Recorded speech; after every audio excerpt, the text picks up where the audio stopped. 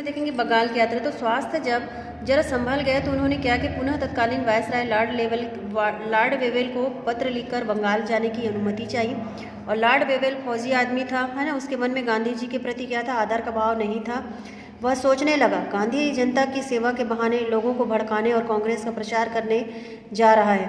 बंगाल के गवर्नर का नाम था कैसी, है ना। और उसके मन में गांधी जी के प्रति आदर का भाव था, परंतु वह वायसराय की इच्छा के प्रतिकूल स्वयं निर्णय नहीं ले सकता था, क्योंकि वेवेल ने गांधी जी के पत्र के उत्तर में उन्हें बंगाल जाने की मनाही कर दी थी। और सन 1945 में उन्होंने क्या कि द्वितीय महायुद्ध समाप्त हो गया और इंग्लैंड में चुनाव हुए। भारत का विरोधी चर्चिल चुनाव में हार गया और उसके स्थान पर मजदूर दल के शांतिप्रिय नेता लॉर्ड एटली की सरकार बनी। अब गांधी जी को बंगाल जाने की अनुमति प्राप्त हो गई, है ना। जब वे कोलकाता पहुंचे तो उन्होंने गवर्नर कैसी से भेंट की और गांधी जी को सत्यवादिता और देशभक्ति पर मुग्ध था।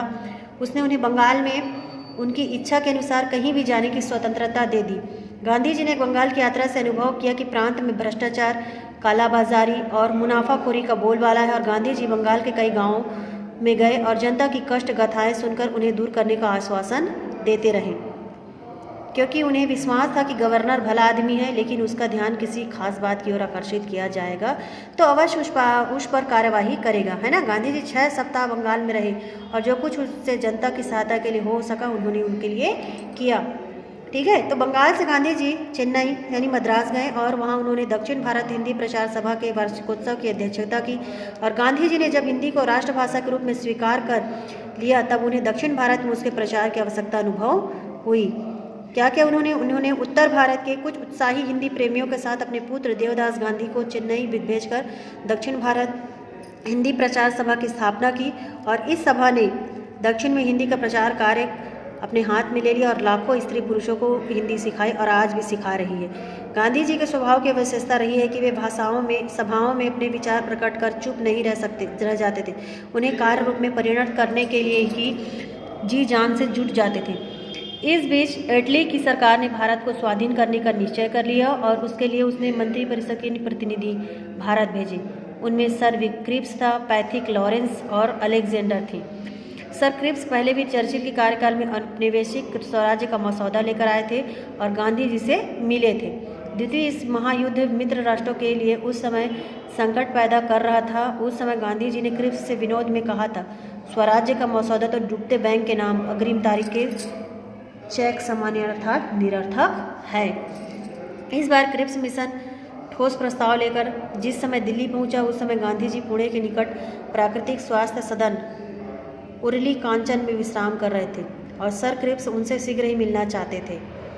उन्होंने सुधीर घोष को, जो उनके और गांधी जी दोनों के विश्वास पात्र थे, उरली कांचन भेजा और गांधी जी ने बहुत तर्क वितर्क के पश्चात सर क्रिप्स से मिलने का उन्होंने क्या कर लिया, वहाँ पे निश्चय किया। उरली कांचन से गांधी जी अपने 13 साथियों के साथ तीसरे दर्जे के एक डिब्बे की स्पेशल ट्रेन से दिल्ली रवाना हुए और स्पेशल ट्रेन का प्रबंध सरकार ने ही किया था। गाड़ी प्रायः हर स्टेशन पर ठहरा ली जाती थी, क्योंकि जनता को ज्ञात हो गया था कि गांधी जी स्पेशल ट्रेन से दिल्ली जा रहे हैं। वह उनके दर्शनों के लिए बहुत बड़ी संख्या में स्टेशनों पर पहुंचती थी और स्टेशन मास्टर को गाड़ी ठहराने को मजबूर करती थी।